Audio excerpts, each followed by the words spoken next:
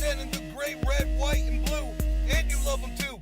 That you can't deny, so just one time, let me hear Dallas till I die. Chico's gonna give you what? Rev is gonna give you what? Ben is gonna give you what? All three are gonna give you the big D. Chico's gonna give you what? Rev is gonna give you what? Ben is gonna give you what? All three are gonna give you the big D. Soccer podcast? Huh.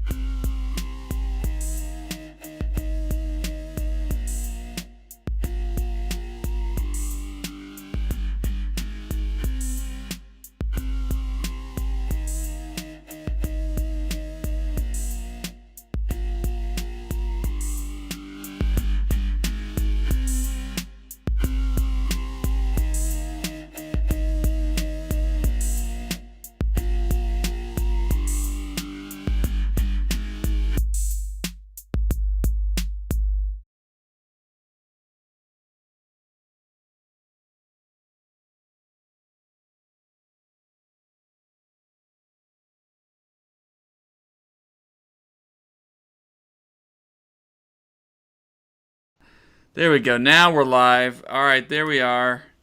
Wow. I have no idea what's going on, folks. Just trying to get the old thing going.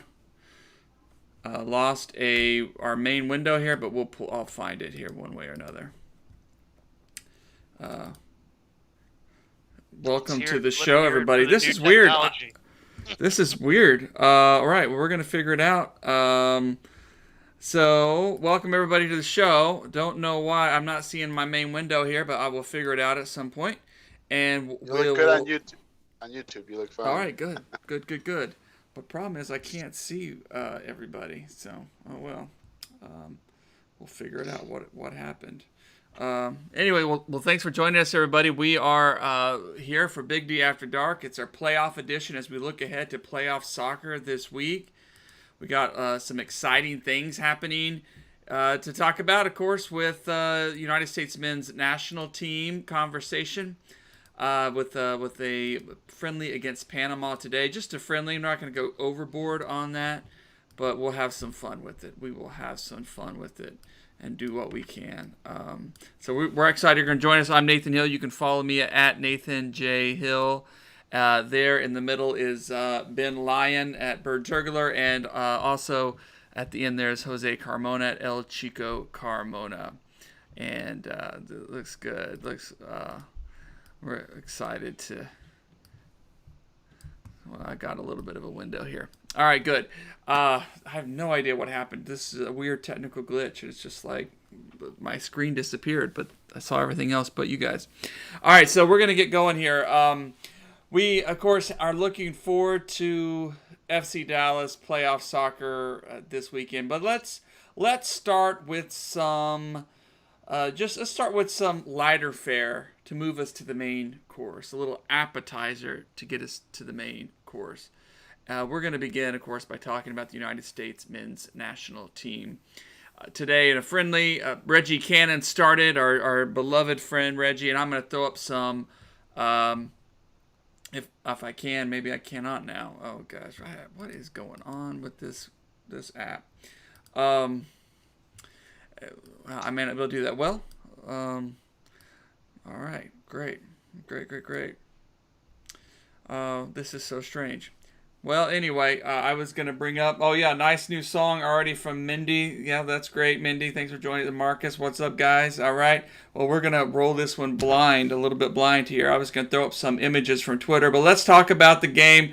Ben got to watch a little bit of it, and Jose, you got to watch most of it. I got to watch about a half of it before I got pulled away So, Jose, to start with you, then, what were your thoughts seeing this young lineup for United States men's national team under head coach Greg Berhalter?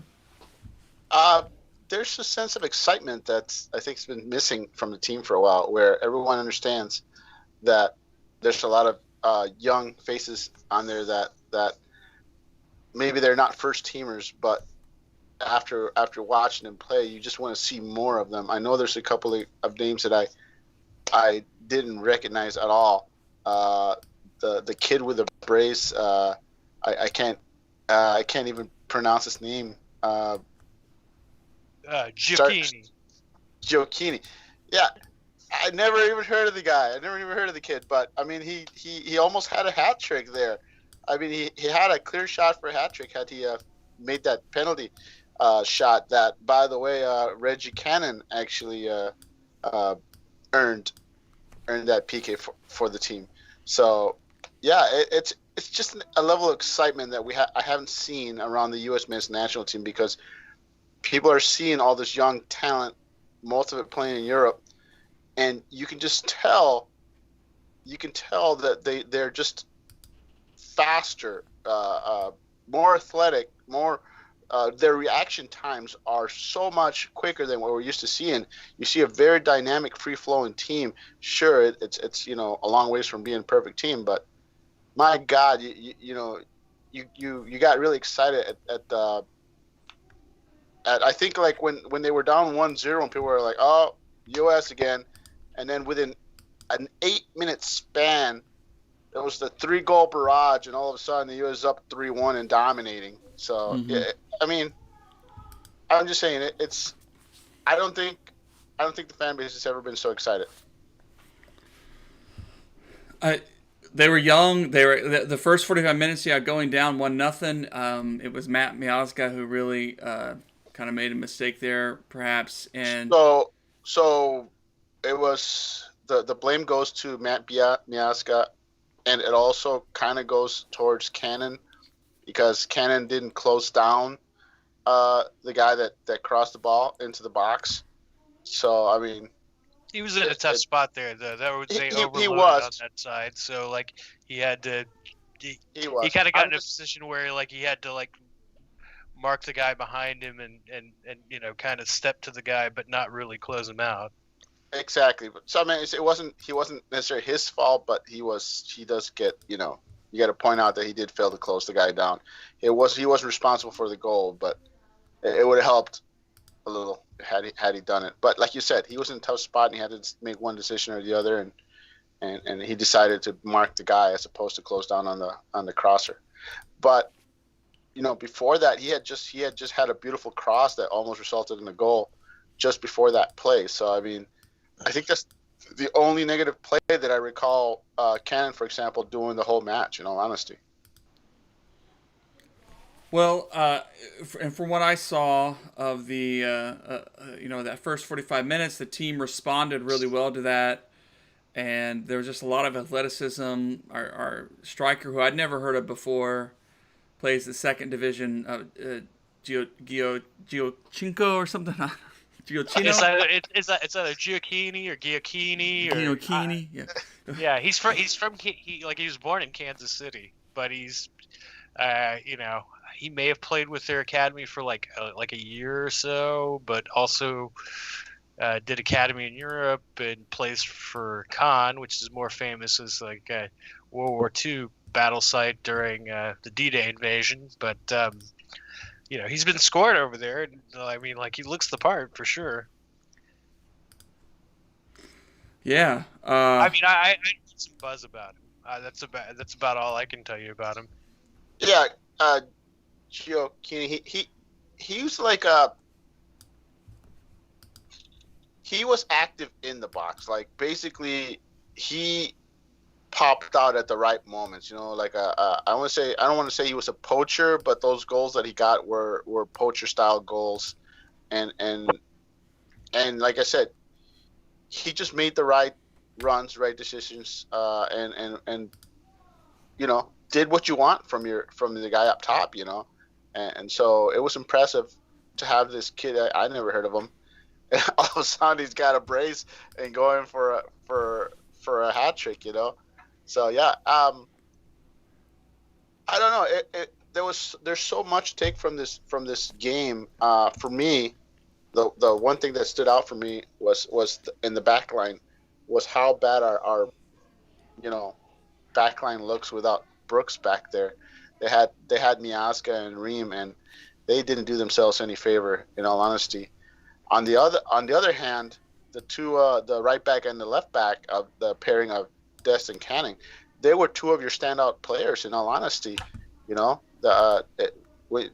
ask people who were the guys that stood out, and Dest and Cannon were two of the guys that are consistently being brought up, where people were adamant that Dest should be the starting right back. I think we all know that there's a huge weakness over on the left side, and whether you like it or not, Dest is the best guy at both positions. So he's the best guy at left back and he's the best guy at right back, but you can't play him at both spots. So that's where Cannon comes in, where there isn't really much of a drop-off between Cannon and Dest on the right side. So it makes the pairing obvious. Dest on the left, Cannon on the right, and everything looks wonderful on the back with those two there.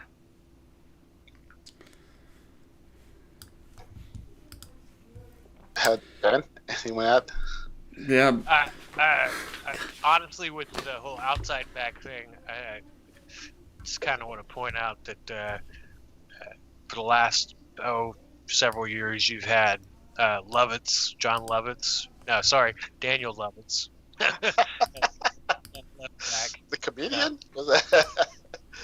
Yeah, there's such a huge drop-off between... And Jorge Villafana, after Arena shoehorned him in there. Like our left back selection is the best we've had since Kellen Acosta was there. I'm not joking. You think I'm kidding? I'm not. I agree with you. I understand, but when you take into account that Acosta was playing out of position, that's just how thin that left back position is for the U.S. Yeah, like at least with Acosta, he had played that before, at the U17 level, at the U20 level, as a professional, at the Olympics. Unlike this nonsense where they ran out Leggett as a false nine against Wales, that's still that was like probably the thing that burned out the fan base the most, is seeing Leggett out there. Not because he's a bad player, but he's just not.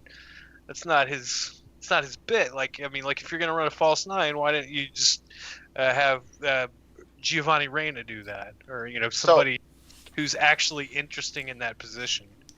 So the funny thing is the fact that Gioacchini and Soto both came in at that spot and both put up a brace. It kind of makes that move in the Wales match seem that much more ridiculous, really, to see these two kids come in and basically ball out, when given a chance. And people are wondering why weren't one of them two given the shot against Wales, Leggett will never play that position again, ever. Let's hope not. Let's hope not. A pro team or a semi-pro team, he might do it at a pickup soccer game for fun. Well, it's not his natural position, so hopefully he doesn't have to play there again. And the big theme throughout this match too was that Pulisic wasn't out there, and so it'll be interesting to see what he will look like. And Sargent, right? Sargent had to stay home, I think. So it's a couple of guys that are intriguing and missing, of course, a cadre of MLS players that could be mixed into there as well, into that conversation. So it was exciting. It was exciting. Yeah, this Musa kid, the kid from Valencia. Is he gonna sign? Well, I'm not saying he's gonna sign, but he looks good. He looks like they should do everything in their power to make sure he signs, because he looks like he could definitely be a a future, that he has a future in the U.S. men's midfield. I mean, the kid's only 17, and he was out there. He was definitely one of the best players. Good energy. Yeah. On the field, and so yeah, him. What was he? Is he the kid that basically was born in the U.S. while his mom was on vacation? I mean, she was here for like a week. He was born in the U.S. and then basically he's never been to the U.S. since. Someone goes, "Hey, that guy over there, he's an American citizen," And so I mean, interesting story. Yeah. Take them. If they're good, they can play soccer. Yeah. It's good stuff. Well, and meanwhile, I got my technical issues sorted out, so I actually can see our screen and give a little more fine-tuned control. So for those of you sticking with us, thank you for that. And by the way, folks, send in your comments, your questions if you have a hot take, if you want to ask Jose something. Personal. I just want to add a quick shout out to Corey Bruner who wrote the little opening intro music for us in his spare time. Thanks a lot, brother. Yeah, that's right. Good stuff. It was good stuff. We needed that kind of intro. We're using this royalty-free stuff before, and this one really lays it out there. Each week we're here to give you the big D. That's what we're here to do, to deliver it. All right. Well, hey, and so a couple other appetizers. What? Jose, why are you laughing? That's not a euphemism. Just the way you say it, Rev, just makes me crack me up. That's all. Anyway. That made me laugh too. So hey, as a man of the cloth, you're a master of oratory, and we lean on you for that at all times. Ben gets it.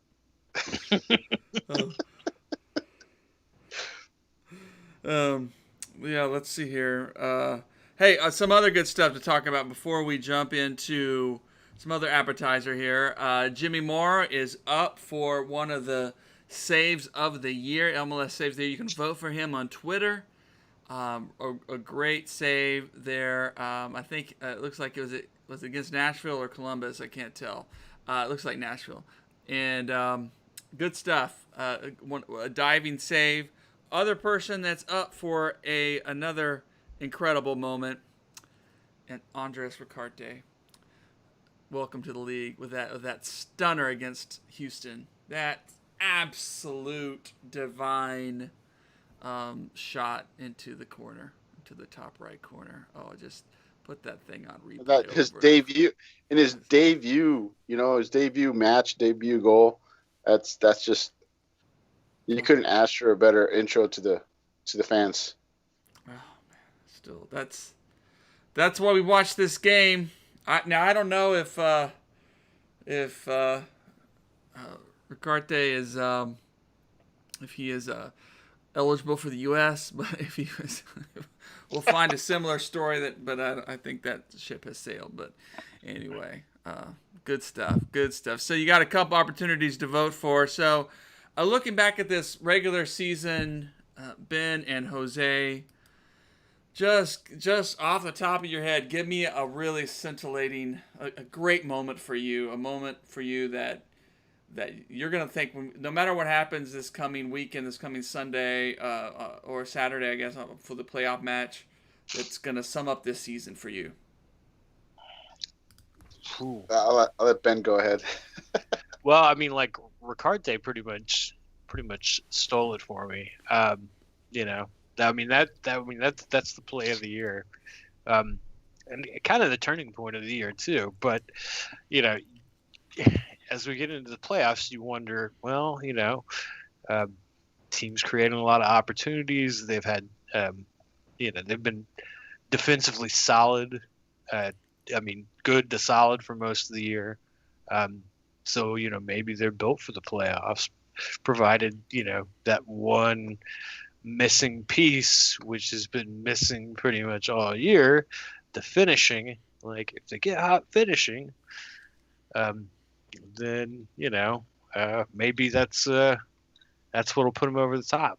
So I mean, like, I guess, like, if you want to take it to that, like the one person that I can think of that was a really hot finisher at any point for just one game this year was Santiago Mosquera.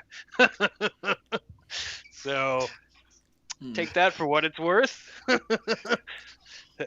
Yeah, that actually, that I think that kind of fits in with the general theme of the club and the world in general in 2020.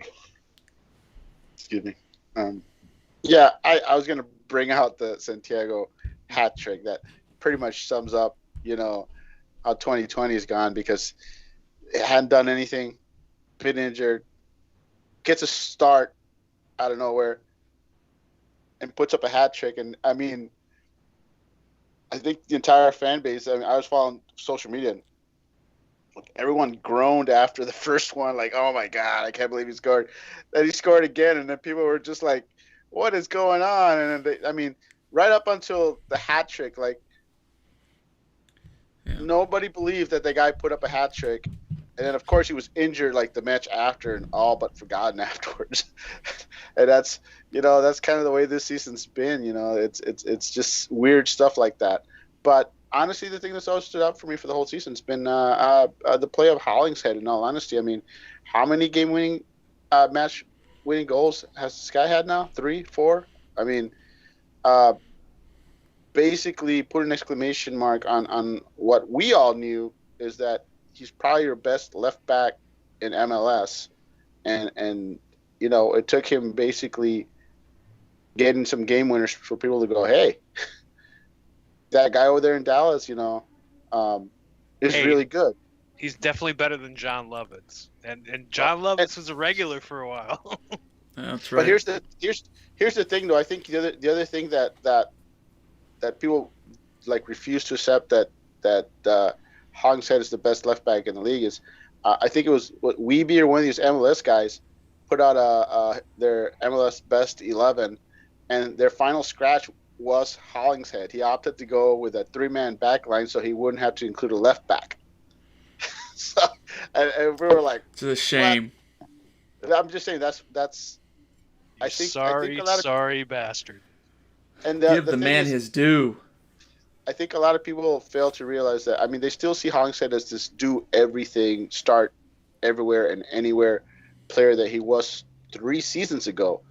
But really, the change has been that in the last 2 years, he settled down to just one position, and you can see it in his play, how he's so much better now that he has a home. I mean, he can still help you out at center back and on the right side on occasion without a drop-off, but he's excelling at left back now that he's found a home to play at. And he's only been there, like I said, this is only his second season, so there's still more to come, This is great stuff. I think one of my moments is just going to be all the way back. I mean, it seems like a lifetime ago with everything that has happened in this year. What 2020 has been something. But all the way back to that first game of the start of the regular season before the pandemic, when Tanner Tessman got the start, and he has racked up some good minutes. But I think his play has exemplified this season. I mean, but I think all of the things you all are mentioning have captured just the weirdness and the ups and downs. But here is the strategy of FC Dallas signing this kid who could have gone and kicked a football for Clemson, as the announcers like to remind us, the color commentators, every match he gets out there. That story, by the way, has replaced the Hollingshead hit by a car on the side of the road on an icy day in Dallas, whatever story. It gives us something to talk about. But on the other hand, the kid has stepped in and has played quite well. Has he been perfect? No. Has he looked like he's an 18-year-old? Yes. But what a surprise story that still shows the trajectory of FC Dallas, of being able to bring these guys in and get them some minutes if they're able, if they're ready. And Tessman has proven that he has a role to play on this team. He's still figuring it out, but so I think it's the potential and the sort of growing pains of this team this season. It's been kind of strange to watch. I think I want to add that Tessman, unlike some of the other youngsters that are playing on the team, lot of these young guys that we have out there, they look like kids. Tessman does not. That's you know, if you didn't know who he was, you couldn't say, "Oh, that's a teenager out there." He looks like a grown man, and he plays like a grown man. Sure, at times he plays like a 18-year-old, but for the most part, he's been very consistently good. Go ahead, Ben. Sorry to cut you off. No, sorry. I just I think Tessman just stole my girlfriend. You know, another thing about him is that he was on the U15 team, you know, which that was, you know, which I say was, Come on, say it. is, and currently forever will be. Like, he was on the U15 team that played the U.S. women's team. And so, you know, he'll forever be linked to that whenever, you know, politics and sports intersect. Yeah, my Twitter feed reminds me of that every day. I've blocked so many people just for posting that. I swear I have blocked hundreds of people just because. Oh, you know, the Dallas U15 beat the women's. All right, you're banned. You're blocked. Yeah. Get off my Twitter feed. Such a tiring thing. Yeah. But that's a good nugget to remember about Tanner. I mean, we could also talk about Brian Reynolds as well, as in that mix of just another. So, yeah, I think 2020, regardless of what happens this coming weekend, well, there's definitely positives, and there's definitely head-scratching moments, and there's definitely the black hole that has been Michael Barrios and Santiago Mosquera to some degree, and you know, but there have been bright spots too. It's just gonna be, it may just be that kind of season for a lot of teams, but we'll see. The season isn't over. Playoffs begin this weekend. FC Dallas gets started, and with Portland, heading up to Portland. And I haven't checked what the weather's going to be like. It should be all right up that way. What is unusual, as we mentioned last time, and the game is, I'm making sure I got it right. No, it is on Sunday. I'm sorry, I had that incorrect. We got. So let's just walk through the schedule here. On Friday there are 2 games: New England and Montreal, and Nashville and Miami. And the playing games. Yeah, those are the playing games, right? Then Orlando, NYCFC, Columbus, and the Red Bulls are on Saturday. Then on Sunday, you got 3 matches. Sporting Kansas City, San Jose, Minnesota, Colorado, and then Portland and FC Dallas, all the way at 10 p.m. Eastern Time, Sunday evening. Plan to put on a pot of coffee if you need it, if that's tough for you. But here's the weird thing about this, as we talked about last week with Portland. FC Dallas has not played them this season. So it will be a little bit unusual. It could be an advantage for FC Dallas, could be an advantage for Portland. The other piece and we had a great article on the site today on BigDSoccer.com, kind of checking out this matchup, that Portland is not going to be at full strength, missing some key guys to injury and to some international call-ups. So there are definitely some ways to look at this and put it in FC Dallas's favor, but yet it's still an away game, and it's still in Portland. This is a tough place to play, tough as any. So I just, since we last talked about a week ago, just see how you guys are feeling, and if you're Coach Lucci, what are you trying to exploit in this match? Ben, let's start with you. Well, if I'm trying to exploit anything in this match with Portland, it's the fact that they've got, you know, a slower back line. You know, on the right for Portland, I don't know who their right side back is, but like I kind of want to see. I think Duval. I think that's. Is Duval playing there now? Yeah, Duval's been starting for them. Yeah, they don't have like a real lockdown outside back on the right. And you know, I know Villafaña played for the national team for a bit, but that felt so forced when it was happening. Like that felt like MLS branding 101, trying to like make him happen. And I mean, like, I don't want to lay 2017 at his feet, but I mean, it certainly didn't help. So yeah, I mean, like I want to see those Wings go after Portland. I think they can be had, especially like if Portland decides to adopt a more aggressive posture at home, that could definitely be something that Dallas could exploit. Well, here's the thing with Portland. If you watch their match, their 1-1 draw against LAFC, that's a match that they were losing. They were down 1-0 right off the bat, and really, LAFC was pretty much in control, throughout the game. But in the 90th minute, Portland all of a sudden just out of nowhere pulls off this like perfectly orchestrated build up into a goal right in the 90th minute to tie the game.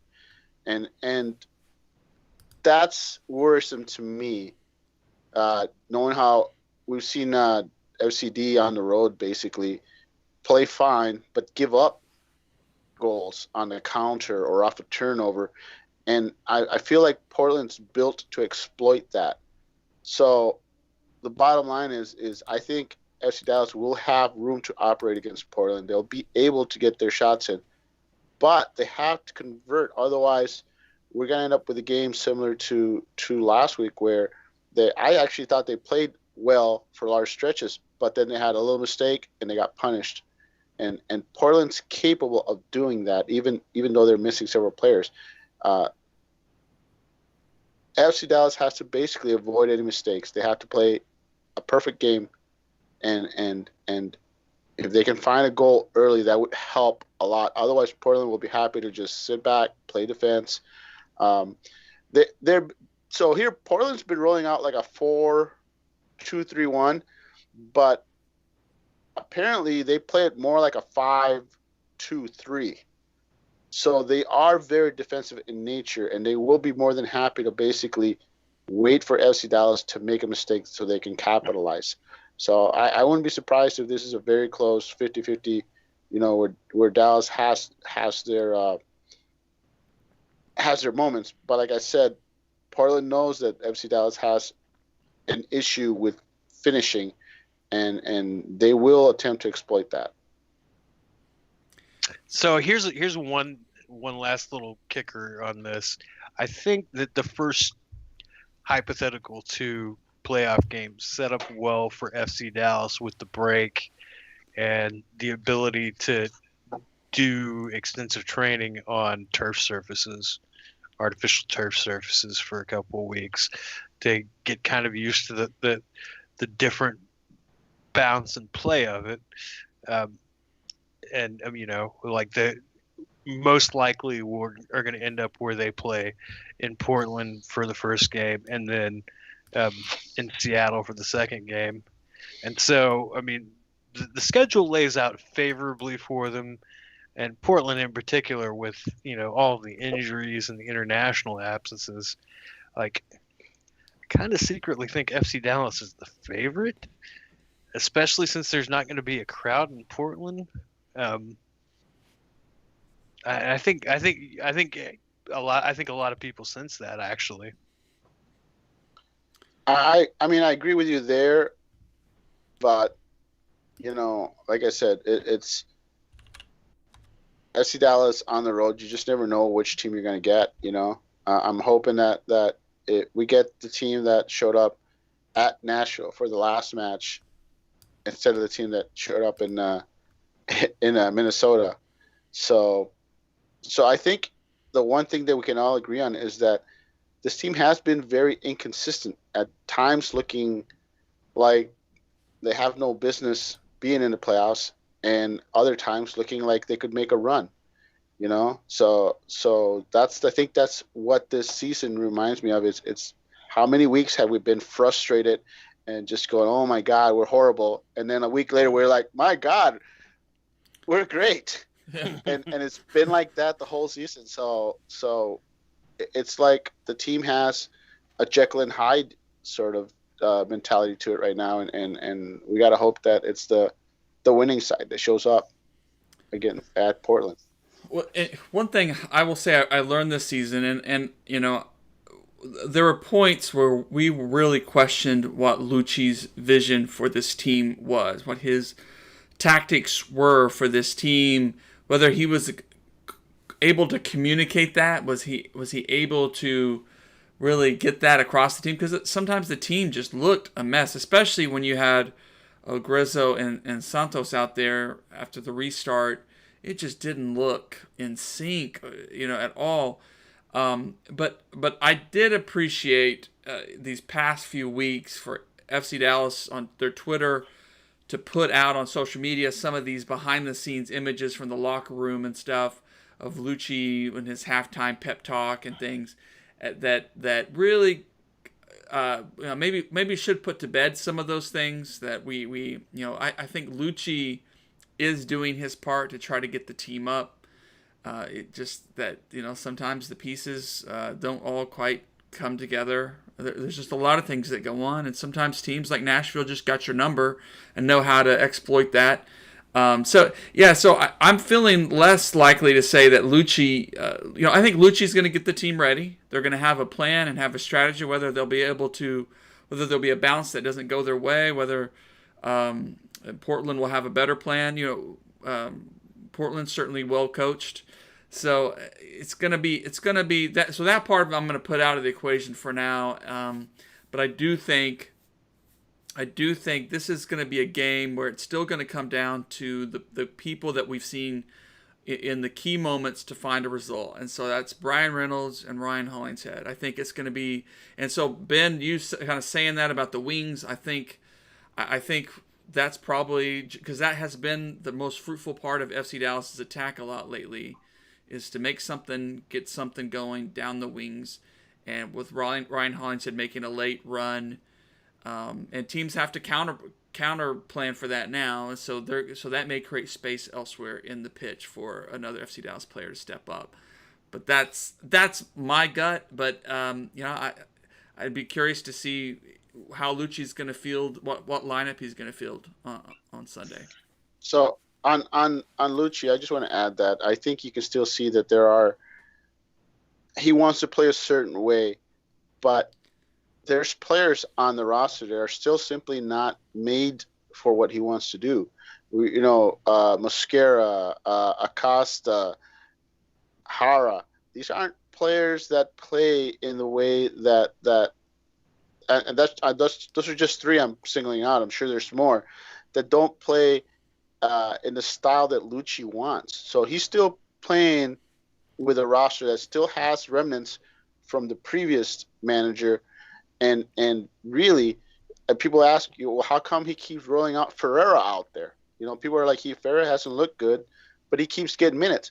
Well, because Ferreira is a guy that knows what Lucci wants done. And Lucci trusts him from his times, in the academy and whatnot. Same thing, White Testment's getting a lot of minutes. So you're seeing sort of Lucci kind of, okay, who are the guys that know what I want to do out there, even if they're not playing at their best? And it's the guys that he's familiar with, and that's why whatever anybody says about Lucci this season is he's still trying to get the players that don't fit a system to play into his system. And sometimes he just has to sort of say, well, I have to ditch my system and go to plan B. And at times you see that he wants to do certain things, but he doesn't seem to have all the pieces that he wants just yet. So there's another offseason coming, and, year 3 hopefully is the magic year for that. Well, all right. Well, let's talk lineup.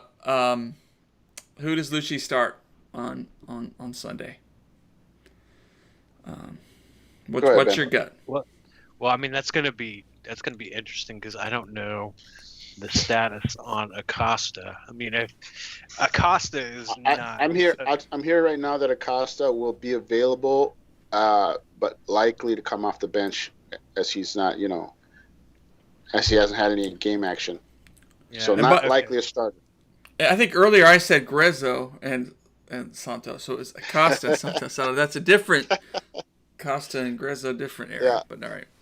Sure, yeah. No, so I mean, like, I would say probably, you know, it'll be, your normal top three, or at least I want to say your normal top three, probably your standard top three, where you've got your speed wings, you've got Fafa, and you've got Barrios, and then you've got Hara starting at striker.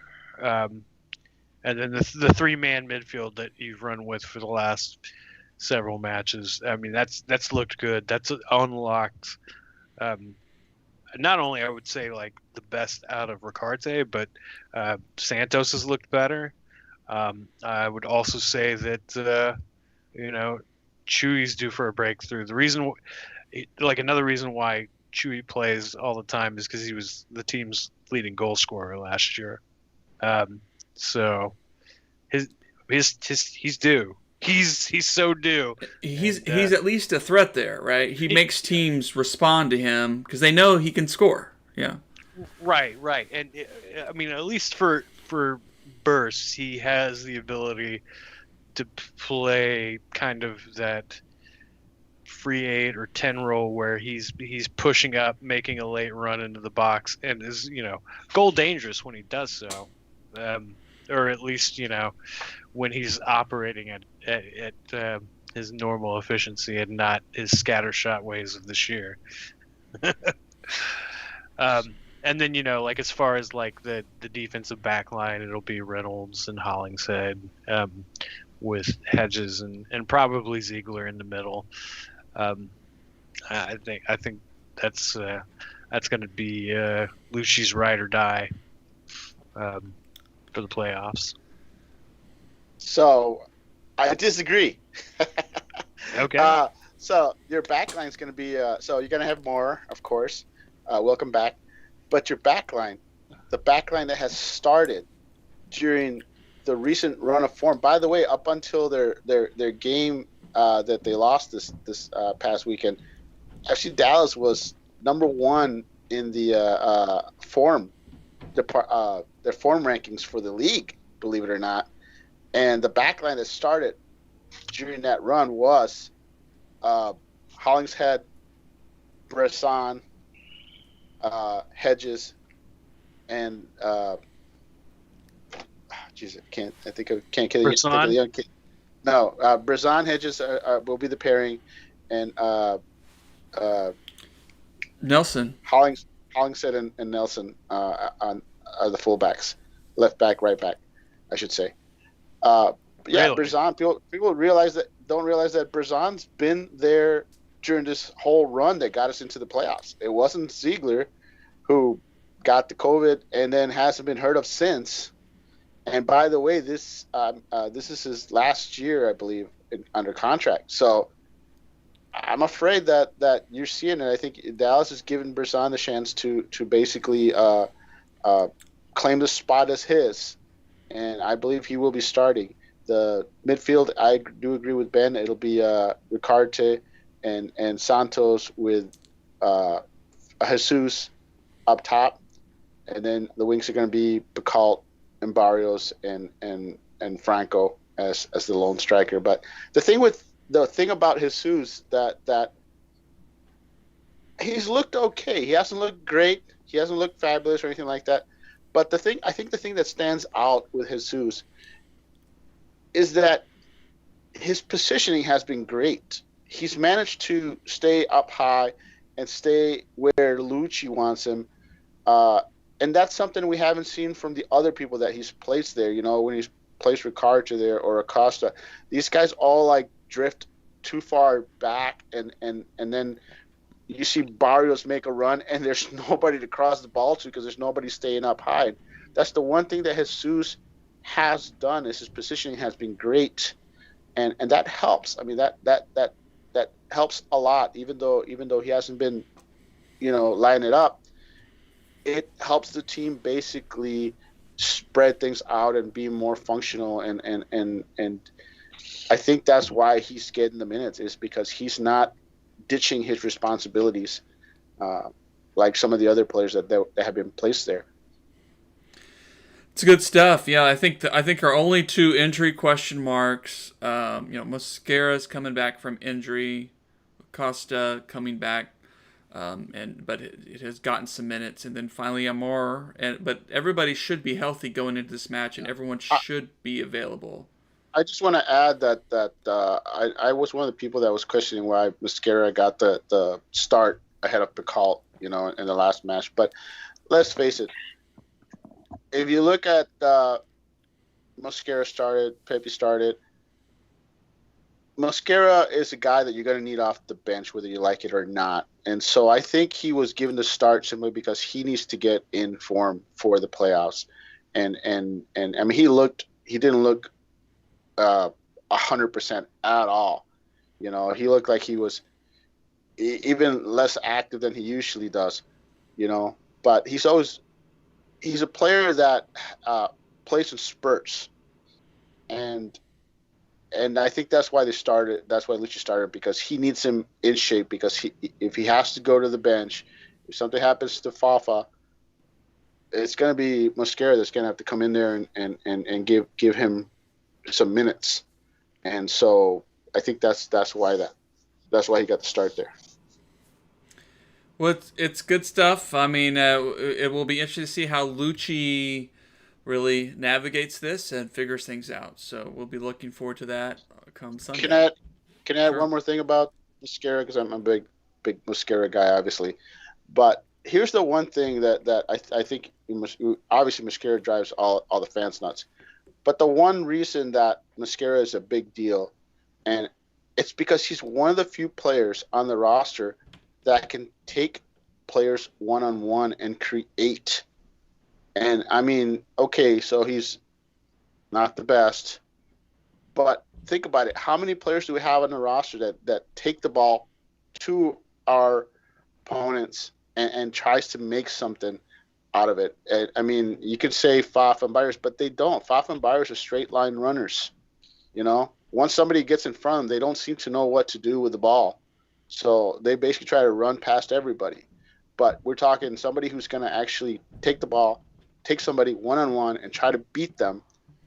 And I'm sorry, but Mosquera is one of the few guys on the roster that can actually do that, or at least attempts to do that.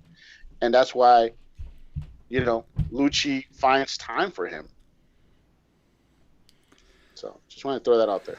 That's good insight. We'll see what Mosquera's future is come off season, but hopefully we are a couple of weeks away from that, even worrying about that. Some other Major League Soccer teams have announced some cuts and releases of their players, and so we're getting close to that time, and some FC Dallas fans enjoy that time as much as the season for just the speculation. And we hope we'll have some good things to talk about in the coming months. But hey, for now, Sunday, 10 p.m. Eastern, 9 p.m. Central, FC Dallas at Portland. Win or go home. Go home. That's right. That's what it comes down to. That's why we're here. And, I just don't know what to expect. It's such a hard game to predict.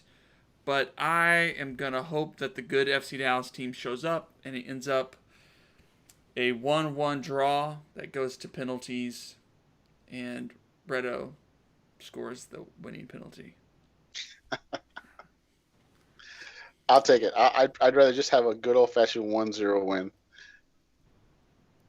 I'll be happy with that. I want a bloodbath, and I want that to set the tone for the rest of the playoffs, and I think that's possible. Portland is beyond the point where they're a wounded animal that's dangerous. They're beaten down. they are a shell of their former self, and they can be had in a big way. It will just be a matter of whether FC Dallas can tune their finishing to something better than we saw during the regular season, and that's going to be important for not just progression past the first round, but an improbable playoff run where we lose naturally to Orlando and MLS Cup. Let's do it. Let's make it happen. Like anything's Why possible. do we have to lose? Why do we have to lose? Why can't we just win it? We cannot have nice things. We'll see. It's 2020. Anything weird can happen. Right. All right. It's been 10 years. 10 years ago, we were in MLS Cup, and we lost to the Colorado Rapids. You're right. It has been 10 years. Wow. That's the first, and that's the first season I began to watch and follow FC Dallas. So, wow, that'd be kind of poetic. It'd be poetic if that could happen. All right. Well, we'll see what happens. So, everyone, thanks for joining us tonight. I think we're gonna wrap it up there. We'll enjoy the game Sunday. Hopefully, we'll be in a joyful mood on Monday evening when we join you again here at Big D Soccer Facebook and YouTube channels. And by the way, be sure to check out the website Big D Soccer for all your coverage this week. And also stay safe, y'all. Wear a mask. These numbers are going up. Stay home. Adjust your plans for Thanksgiving, because if FC Dallas wins on Sunday, we need you to be around to cheer this team on. Yeah. As well as, for your friends and family who love you, I hope. Anyway. But yeah, also to be an FC Dallas fan. All right. Good night, everybody. Good night. Good night.